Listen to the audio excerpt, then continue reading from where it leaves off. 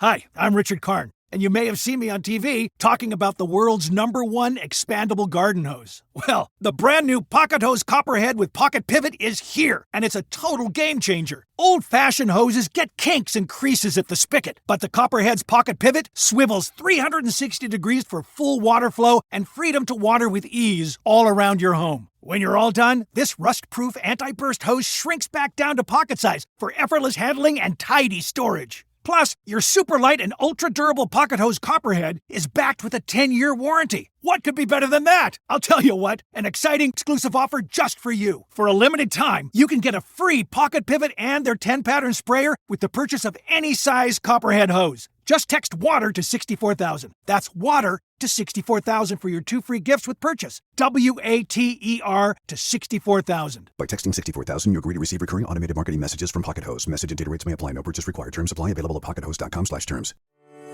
NJ Transit is your ride to summer adventures, and you can share the fun with a friend on us. There's summer fun for everyone, whether it's at the beach, the boardwalk, festivals, entertainment, or events all around the tri-state area. NJ Transit can get you there. Summer's more fun when you share it. So start your summer on NJ Transit and bring a friend for free. Visit njtransit.com/summer for details.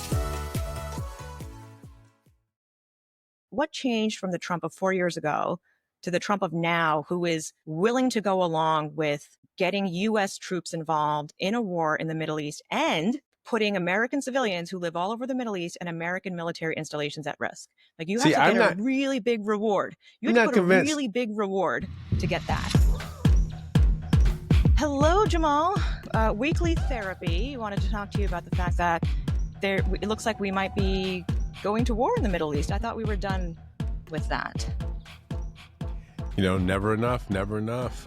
It's like we have all forgotten what it was like in the 2000s when the Bush administration took us into war. You could make an argument that Afghanistan was a war that we should have gone into because that's where Al-Qaeda was that attacked us on 9/11. Mm-hmm. But Iraq, everybody sort of knew Iraq was the wrong place. I used to work for a guy named Bob Graham, who was the co-chair of the Senate Intelligence Committee. The line he had that I thought was always the best was, "I'm not mad at George Bush for attacking terrorists. I'm mad at George Bush for not attacking terrorists." Like, why are we in Iraq? That's not where the terrorists who attacked us are. We should be focused on the ones who we need to get. And Iran, why are we going there? We were supposed to be negotiating with these people. Why are we now fighting them? Well, this is what's fascinating about this America First doctrine under President Trump, is that this is not America's first decision in foreign policy. In fact, the decision to attack Iran was made by Israel, and Benjamin Netanyahu saw an opportunity where all of these key leaders were gathered who are part of the nuclear effort, who are part of their military operations, and he made a decision to do a targeted strike. Now, you can call it preemptive, but there has been nothing released that I know of to American officials about how far along Iran was in their nuclear capability. We know they have the enriched uranium, but are they creating that trigger mechanism? Are they actually building the bomb itself? Even Tulsi Gabbard, who gets all of this intel as the director of national intelligence, has testified before Congress that Iran is not there. That's not what's happening. So Israel did something that made sense for them and their politics. You could argue that it is not a good idea for Israel to be at war at 3 fronts: Gaza, Lebanon, and now Iran. Plenty of people in Israel are making that argument. What I am interested in is what this means for American involvement, because the United States is the #1 patron for Israel. Everyone sees that and understands that, particularly with the military cooperation. So when Iran asks the United States to tell Israel to back off, and the president of the United States instead responds with, "Everyone evacuate Tehran," the capital of that city, that gets me worried that the United States is once again about to engage in a war of regime change in a country in the Middle East. Yes, and as we learned in Iraq, that those things do not go very well. We're not really very good at figuring out what to do next after you topple a regime. And there also is the hornet's nest problem, right? You step on the nest and all the hornets go flying in a bunch of different directions. So it's not just that we're going to have to be worried about what happens in Iran. It's also what happens to all the people that are upset about this and think this is the wrong move, who now decide they want to take on the United States. And now Yeah, now Trump is talking about it as we, right? It's so quick that connection was made when actually the United States has a lot of leverage on Israel. They made a targeted strike, retaliation happened. Usually how this goes down between Israel and Iran is the tit for tat, right? And Israel does have the upper hand when it comes to being able to defend its civilians with the Iron Dome. Now, it's terrifying if you're in either country right now, but Israel does have the upper hand when it comes to protecting its civilians from these types of strikes. What Israel does not have is the capability to directly get to the missile development sites inside Iran and to have missiles that can go deep enough to destroy all of that. That is what the United States has. That is now what Trump is considering doing. When you hear experts on TV say in the next 48 hours, the United States might strike the missile sites in Iran, that's what they're talking about, is the specific capability that only the United States has. And is this the time for the United States to use that? The United States we have Americans stationed all over the Middle East. We have army bases all over the Middle East. We have allies. We are in a position of strength until we start to join in on a war that is about getting rid of bad guys. And we don't have an answer for who are the good guys that you put in instead. That's what got us mired in Iraq. And even with Iraq, you had a long-term effort to bring forward intelligence, to convince the UN to come on board, right? This was a coalition of the willing when we did the Iraq war. Trump isn't even pretending to do that. He walked right out of a G7 meeting with all sorts of foreign leaders who could have been allies and have been allies in the past and didn't even try to bring them on board. So it's a Trump following Netanyahu, not the other way around. And that is not the definition of America first. So, Nayyera, this is an interesting point to me because you talk about talking to students, right? And you're now on campus. You spend a lot of time around young Americans and people from around the world.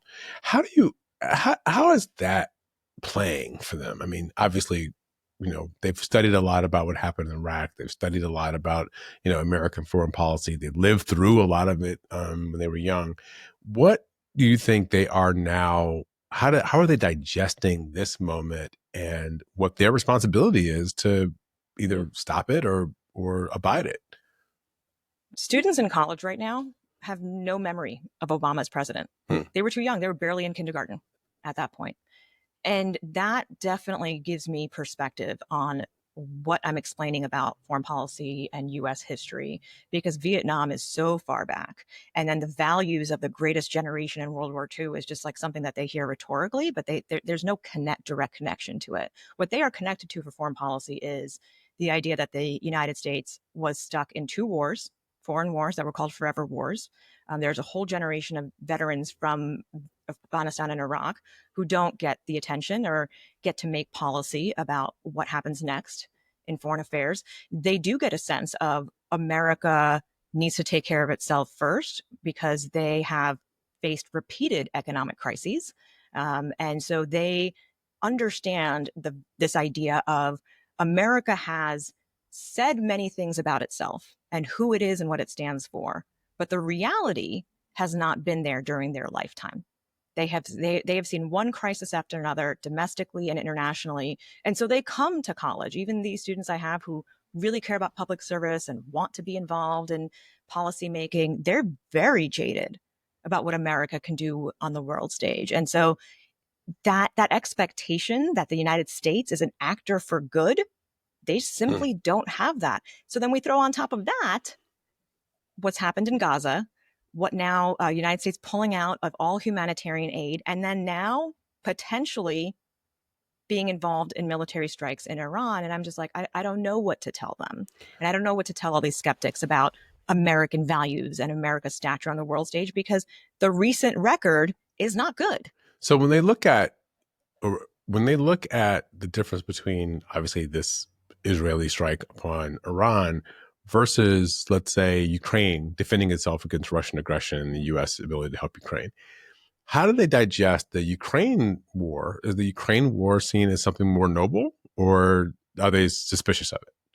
Hi, I'm Richard Karn. And you may have seen me on TV talking about the world's #1 expandable garden hose. Well, the brand new Pocket Hose Copperhead with Pocket Pivot is here, and it's a total game changer. Old-fashioned hoses get kinks and creases at the spigot, but the Copperhead's Pocket Pivot swivels 360 degrees for full water flow and freedom to water with ease all around your home. When you're all done, this rust-proof anti-burst hose shrinks back down to pocket size for effortless handling and tidy storage. Plus, your super light and ultra-durable Pocket Hose Copperhead is backed with a 10-year warranty. What could be better than that? I'll tell you what, an exciting exclusive offer just for you. For a limited time, you can get a free Pocket Pivot and their 10-pattern sprayer with the purchase of any size Copperhead hose. Just text WATER to 64,000. That's WATER to 64,000 for your 2 free gifts with purchase. WATER to 64,000. By texting 64,000, you agree to receive recurring automated marketing messages from Pocket Hose. Message and data rates may apply. No purchase required. Terms apply. Available at pockethose.com/terms.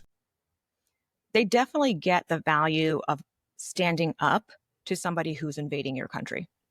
Right? And I mean that in the full totality of how that rhetoric has been used domestically and internationally. So they're like, yeah, Russia just rolled in and took a piece of the country. Like, you should stand up to that. They also understand, though, that the United States did not go to the mat for Ukraine.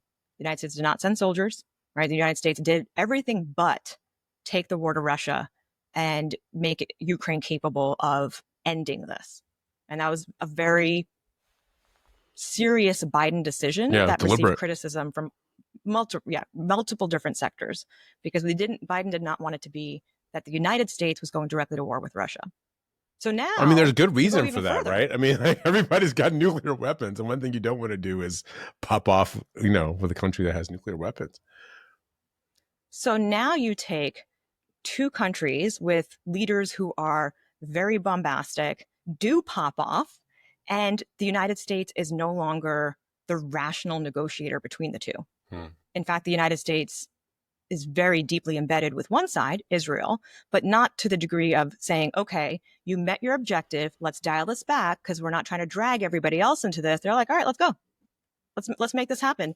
And that kind of bravado of, Trump saying, well, we're not going to take out the prime minister or the Ayatollah just yet, but we're capable of doing it. We can do it. It's kind of like, okay, what are we getting from this? Where is this going? And that's the cowboy shit. It's not going anywhere right? good. Yeah, that's the cowboy shit. It's not going anywhere good. Right. Yeah, no, that's the cowboy shit. And then what you see is, Trump is playing to all the audiences. I mean, on one hand, there's an audience obviously sitting in Tehran that they are trying to communicate with about whatever the future of this conflict is going to be. There's also Trump's faithful about, the MAGA people, many of whom aren't really that excited about going to war, right? Like, they are, as you said, they're probably more similar to some of the people who you're teaching every day, that they have lived the last 20 years of this forever war that we all lived through. He has lost Trump on this issue. Trump has lost Marjorie Taylor Greene, who said, Trump always said that we weren't going to be going to war in Iran, so why are we listening to another country? Tucker Carlson, who said, if Israel wants to go do this, let him do it alone. What does this have to do with us right now? And even Steve Bannon, like, that is the MAGA coalition right there. What he has left then are the neocons, the ones who have always thought that the U.S. military can be used to spread democracy and change countries and regimes. Okay, thank you, John Bolton, but that's what got us Iraq and Afghanistan, and ultimately withdrawals from both without any sense of things being navigated or managed in a way that's good for the people on the ground. That's what right? 20 years of war got us. Like, ISIS spawned from those conflicts. Yeah. So, I'm just wondering, as people are, the thing about America to me is that we are all the things. We are both noble and we are incredibly self-interested, right? We are both rooted in historic values and we are rooted in economic benefit of the moment. And so, and we have these figures who are historic and who are well-meaning and see the world beneficently, like a Barack Obama. And then we have the craven ones like Donald Trump. We are all the things. We have, so in like many places, the thing about this moment is, I think, is probably erasing the idea of exceptionalism, because when you finally accept the fact that we are both a country with founded in liberty and slaveholders at the same time, right? Every man has a right to vote and every woman is subject to her husband, right? At the same time. So that takes away this idea of the magic Americanness to me. And now we have to deal with the reality of the country that we are and which side of the fence are we going to lean toward. And so we've got to, as political actors, I think how I think about it, those of us who are kind of in the persuasion business, the policy making business, we've got to persuade people to go along with the better angels of their nature. And I think, as I said here before, if we agree, if Lincoln, when he said there are better angels, it must mean that we acknowledge there are worse angels. And the worst angels right now are having their day. And if we're going to build a better world, we've got to figure out how we persuade people to listen to their better angels. Listen, there's an argument to be made for when an enemy is weak, you should strike. And Iran is not a good actor on the world stage. But there's also an argument to be made for have that discussion, have it be something that is deliberate and engaged and brought together with other allies. Mm-hmm. At the moment, that's not what is happening. What is happening is Trump has realized he cannot rein in Netanyahu, that Netanyahu's not listening. He's informing Trump of things that are happening, and that's about it. So in that scenario, you take a personality like Trump, rather than looking weak, he, like you said, wants to cowboy up. It becomes more about his bravado and that strong brand of America that, frankly, most of the world has been able to see through because they lived and experienced the wars that we were fighting abroad were happening on their soil. Right. So it's shocking how much I agree with Tucker Carlson on this issue. It's amazing, right? Do America first, right? Yeah. If you're going to do America first, at least do that the right way. Right. I don't understand what this mix match. You know, I'm changing this as often as my ideas as often as I change my underwear thing is going on. You know, I saw Ann Applebaum talking earlier, and I think she said something that is incredibly, the writer from The Atlantic, is she at The Atlantic? She said, you know, with Trump, every conversation, every engagement is only about that particular conversation, only about that particular engagement. There is no strategy. And that's the thing that comes crystal clear about him. The only strategy is about whether or not he looks strong, is making any benefit off of the engagement. And once he gets it, he has no thinking about what's going to happen tomorrow, what's going to happen the year after this. And so he's willing to, you know, attack the South African president when he's sitting next to him because it makes him look strong to all the people who he needs in the MAGA coalition or whatever.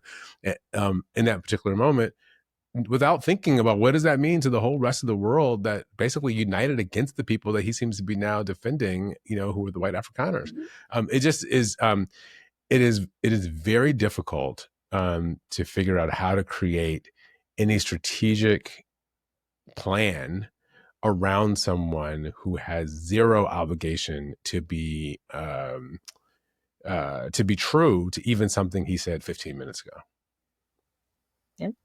And something that this seemed to be the thing, not engaging Iran is actually what had him break with his first national security advisor, his first term national security advisor, John Bolton, who was one of the architects of the Iraq War, would love to see the United States go in and change the government of Iran. Like, all right, John Bolton's been consistent.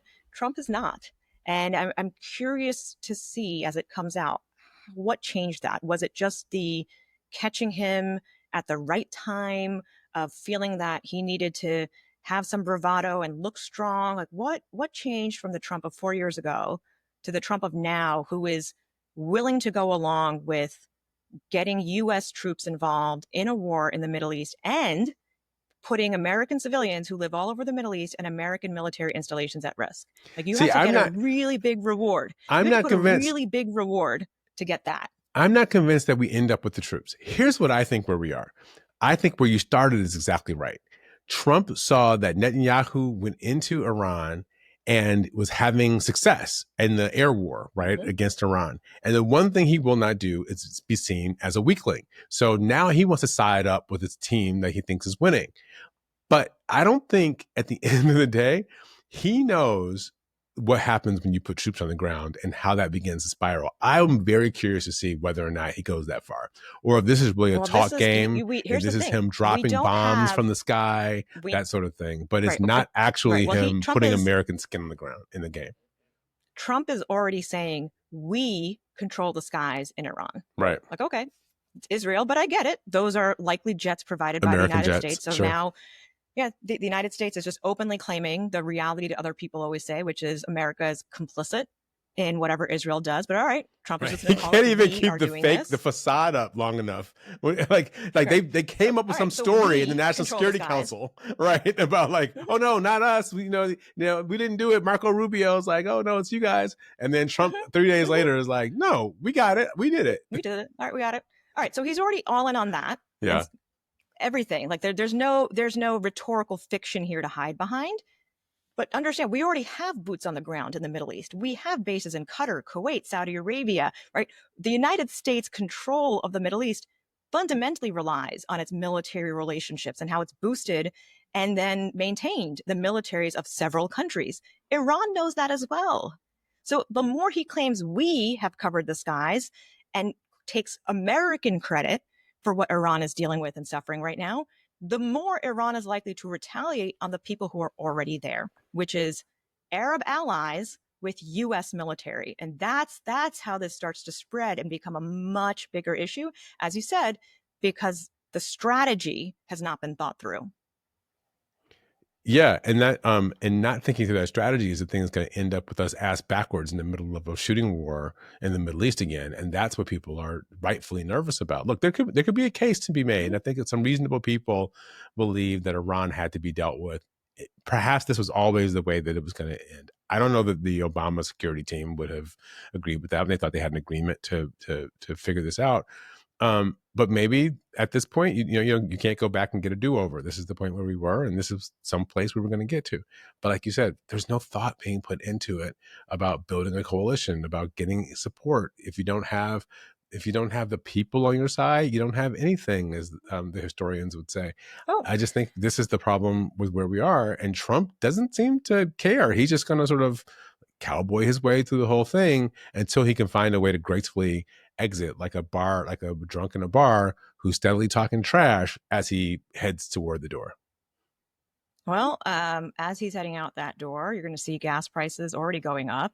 Iran has the ability to stifle oil tankers and trade coming out of the Strait of Hormuz, the Red Sea. So it's already, once these strikes started, you started to see the price of gas tick up in the last couple of days. That ties directly to inflation. The challenges we're seeing here, still have no budget bill. So it is this is a crisis moment for Trump of global and domestic proportions. And, I guess we'll just have to see how he feels in the next 48 hours to figure out if the United States is involved in a war in Iran. Yeah, that is the danger. Let me ask you one more question before we go. What are the other countries who are watching this thinking? What do you think that as the United States kind of fumbles around in this, changes its story, goes back and forth, what's Russia thinking at this moment? We noticed that they've been sort of quiet about this. We've seen some of the other Middle Eastern countries, like the Saudis, don't seem to be, other than videos of rockets going overhead, we don't really hear a lot from some of the other countries in the region. What do you think they're thinking at this moment? Oh, so Russia has made a very generous and kind offer to take the enriched uranium and protect it. That they will go in there and take that, so it's no longer a threat for Iran to have a nuclear weapon. I thought that was one of the best. Well, they've done that in the past, right? They did in history. They did that in Ukraine. Because what we really want, what we really want is Russia to be holding secure, right? Like to really be secure holding enriched uranium. I mean, Russia's already sharing nuclear technology with North Korea and others, and probably has been complicit in some of Iran's development too. So that's how Russia decided to frame its goodwill and how it could help. China is quietly funneling support and weapons to Iran. So that's where they would fall in this part of the equation, because the United States has Israel and Saudi Arabia as its military allies. So the great powers all have a stake and a position in this. What Iran and Saudi Arabia have asked was for the United States to be the cool head to prevail, to help bring both of these countries back from the brink. None of them, we thought that none of them really want to go to war because war is just not good for the economy or anything in general. But it seems like now that they're both angry enough that they do. And the United States is not playing that diplomatic role anymore. Well, we are all being left to these two guys. I'm going to be kind. These two guys, these two criminals, people who are facing criminal charges and criminal penalties. We're being left to them to figure out the future of the world, nuclear-free world. So here we go. Thanks, Nayyera. Thanks, Jamal.